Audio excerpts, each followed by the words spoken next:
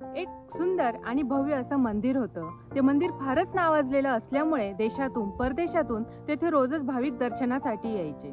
मंदिराचा परिसर हा खूप मोठा असल्याने तेथे अनेक कर्मचारी काम करायचे. परदेशातून येणाऱ्या भाविकांना त्या मंदिराविषयी खूप प्रश्न पडायचे. ते जवळच असलेल्या कर्मचाऱ्यांना ते प्रश्न विचारायचे. मात्र परदेशातून येणारे भाविक इंग्लिशमध्ये बोलायचे आणि बऱ्याच कर्मचाऱ्यांना इंग्लिश समजत नव्हतं आणि बोलताही येत नव्हतं.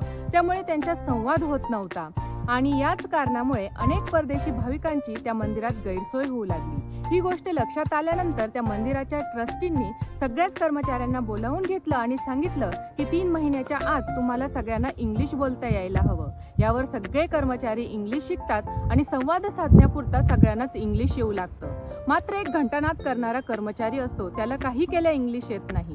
शेवटी नाईलाजास्तव ते ट्रस्टी त्याला कामावरून काढून टाकतात. मात्र तो काही हार मानत नाही. समोरच असलेल्या रिकाम्या जागेत तो एक चहाचा स्टॉल सुरू करतो आणि त्यावर आपला उदरनिर्वाह चालू लागतो. त्याच्या हाताला खूपच चव असल्यामुळे लवकरच त्या चहाच्या स्टॉलचं रूपांतर एका नाश्ता सेंटरमध्ये होतं आणि त्या नाश्ता सेंटरचं रूपांतर राहण्याची आणि जेवणाची उत्तम सोय असलेल्या एका मोठ्या हॉटेलमध्ये होतं आणि एकाच वर्षात तो त्या हॉटेलचं रूपांतर एका पंचतारांकित हॉटेलमध्ये करतो. आता परदेशातून येणारा प्रत्येक भाविक त्याच्या हॉटेलमध्ये जाऊ लागतो.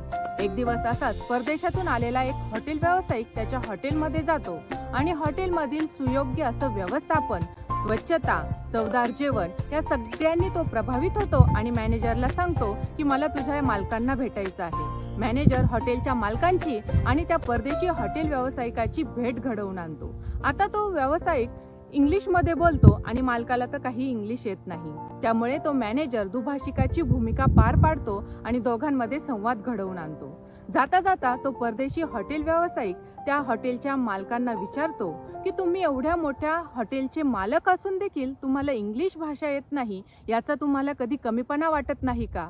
आणि तुम्ही इंग्लिश भाषा का शिकून घेत नाही? यावर ते मालक स्मित हास्य करतात आणि उत्तर देतात की मी जर इंग्लिश येत नाही याचा कमीपणा वाटू दिला असता तर कदाचित मी एवढ्या मोठ्या हॉटेलचा मालक झालोच नसतो आणि राहिला विषय इंग्लिश भाषा शिकायचा. जर मी इंग्लिश भाषा शिकलो असतो तर आजही समोरच्या मंदिरात घंटा वाजवण्याचंच काम करत राहिलो असतो. ही गोष्ट आपल्याला शिकवून जाते की एखादी गोष्ट जर आपल्याला येतच नसेल तर त्याचा न्यूनगंड न बाळगता आपल्याला येत असणाऱ्या गोष्टींच्या जोरावर स्वतःचं साम्राज्य उभं करा. आणि हो, परमेश्वराने जर एखादी छोटी गोष्ट आपल्या हातातून काढून घेतली तर खचून जाऊ नका, कारण त्यापेक्षाही चांगली आणि मोठी गोष्ट भरभरून देण्यासाठी परमेश्वर आपली ओंजळ रिकामी करत असतो. धन्यवाद.